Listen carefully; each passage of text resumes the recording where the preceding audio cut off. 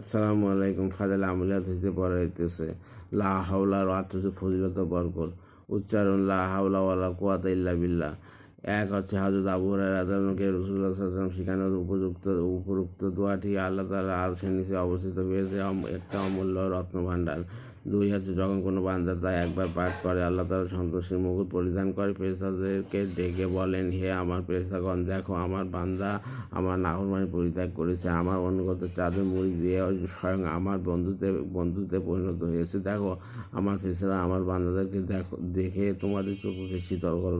তিন, রাসূলুল্লাহ সাল্লাল্লাহু আলাইহি ওয়াসাল্লাম ইরশাদ করেছেন, উপরোক্ত দোয়া 99টি রোগের মহাঔষধ। সবচেয়ে ছোট ও হালকা রোগ হলো চিন্তা পেরেশানি দূর হওয়া, চাহিদা দুনিয়াবি কিংবা আখিরাত সম্পর্কিত হোক। চার, উপরোক্ত দোয়া মেরাজ রজনীতে রাসূলুল্লাহ সাল্লাল্লাহু আলাইহি ওয়াসাল্লামকে দেওয়া হযরত ইব্রাহিম আলাইহিস সালামের মূল্যবান হাদিয়া, যা বেহেশতে বাগান বৃদ্ধি হওয়ার অমূল্য উপকরণ। পাঁচ, হযরত আবু হুরায়রা রাদিয়াল্লাহু আনহু এর বর্ণনা অনুযায়ী একটি হাদিসের অংশ বিশেষে পাওয়া যায়, যে ব্যক্তি তা অধিক পরিমাণে পাঠ করবে আল্লাহ তাআলা জীবিকার সংকীর্ণতা দূর করবেন ও সচ্ছলতা দান করবেন। হযরত মুসা আশআরী রাদিয়াল্লাহু আনহু উপরোক্ত দোয়াটি বেহেশতের খাজনা সম্পর্কে একটি খাজনা, যে তা পাঠ করবে সে ওই খাজনার মালিক বনে যাবে। আল্লাহ হাফেজ।